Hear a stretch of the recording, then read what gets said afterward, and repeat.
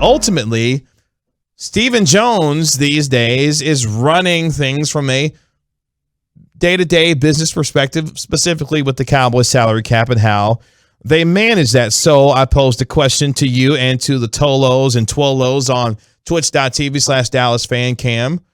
Do you ultimately trust Stephen Jones when it comes to the future of the Cowboys, especially after what took place today?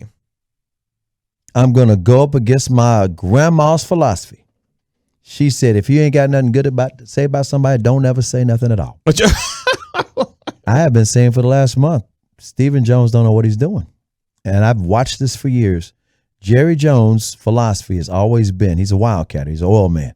He's been to his detriment sometimes.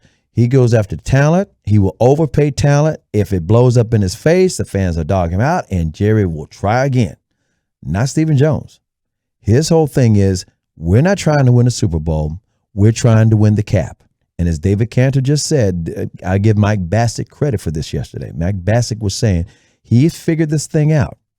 The Cowboys are not all in. They haven't been all in since Stephen Jones have been trying to build this team.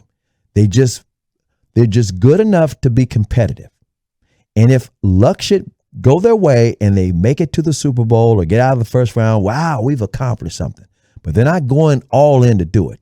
The way the Rams have built their team is the way Jerry Jones used to do it. So do I trust Stephen Jones? I haven't trusted him the first time around.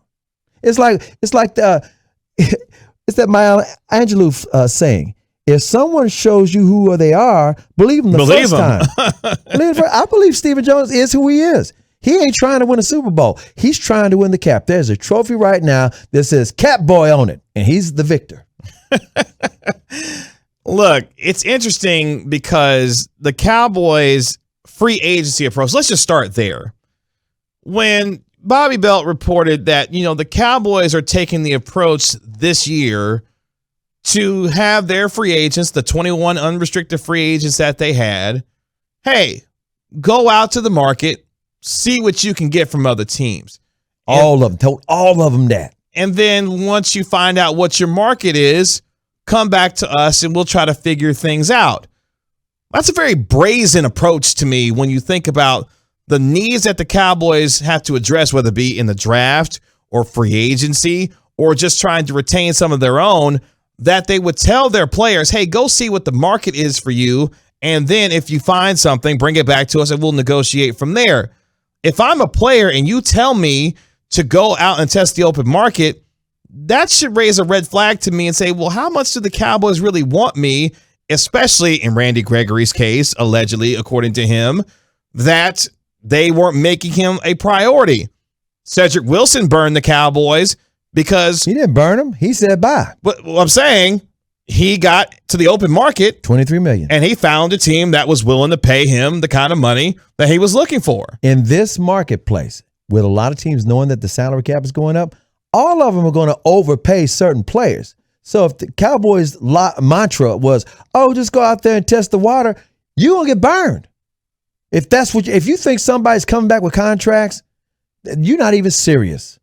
And that's what they found out with Cedric Wilson. That's what they just found out with Randy Gregory. You go down the list on who they're going to lose if that's their philosophy. Because don't be shocked is what I'm saying. If you're Stephen Jones, you should not be shocked with, oh, wow, one team came up with the money. There's always going to be one team. Because what concerns me now going forward is, this team has really been scared off in free agency since 2012 when they gave Brandon Carr, his $50 million, and they haven't been real players in free agency since then. Because in today's modern NFL, if you're going to win big in today's NFL, not only do you have to draft well, not only do you have to get ahead and sign players of your own that you feel like will be a part of your roster going forward, you have to be able to be prudent in free agency and participate in day 1, day 2, day 3 of free agency to find impact players that are going to help supplement your team to eventually get you over the hump to win a championship. If you are unwilling to engage and find players that can help build your football team while not taking just the strategy of, hey, let's retain our free agencies, we're going to keep our guys and sign our guys, and then hopefully draft well and continue to draft well to find younger, cheaper talent that will eventually get us there. That's a full-hearted strategy to me when it comes to trying winning in today's NFL, because you have to be able to participate in free agency. And to me, I'm afraid that this team will continue down the same path, the same way that they've been going down. And Stephen Jones is at the head of the snake when it comes to that. Bottom line is, while other Super Bowl contenders are fortifying their rosters, the Dallas Cowboys are deconstructing their team. And if they say, oh, we'll just get guys in the draft, why would you do that to a 12-5 team that was arguably talented enough to not only win their division, but you assumed they were able to get out of the first round? Makes zero sense at all. And he's kicking opportunity down the road if he says, oh, we'll just draft them. Just because you've got a couple of good drafts overall doesn't mean that you're not flawless. You also are the smart ones that drafted Taco Charlton and Tristan Hill. Never forget that. And again, this does not bode well for any team that you think, if you're a fan, if you think this team is contending. I'm looking at these texts, this was distracting me because a lot of them are on point. The 2022 Cowboys are not the Cowboys, they're the Cat Boys. I've already said I don't see them winning more than 6 games. Cat Boy. The Cat Boys. Leading the Cat Boys. How about them Cat Boys? But again, because at the end of the day, we were able to get into the cap. We won the cap. We won the cap. But I think that's what bothers Cowboy fans again. Like I said, fortifying these other teams. The Rams, like I said, they did it the way Jerry used to do it. Rams been to the Super Bowl 2 times in the last 4 years. They won the damn thing. They said, F the picks. We will make these trades, and we will also sign free agents. They did it and won the whole Super Bowl. Other teams are saying, you know what? There's different ways to skin the cow or skin the.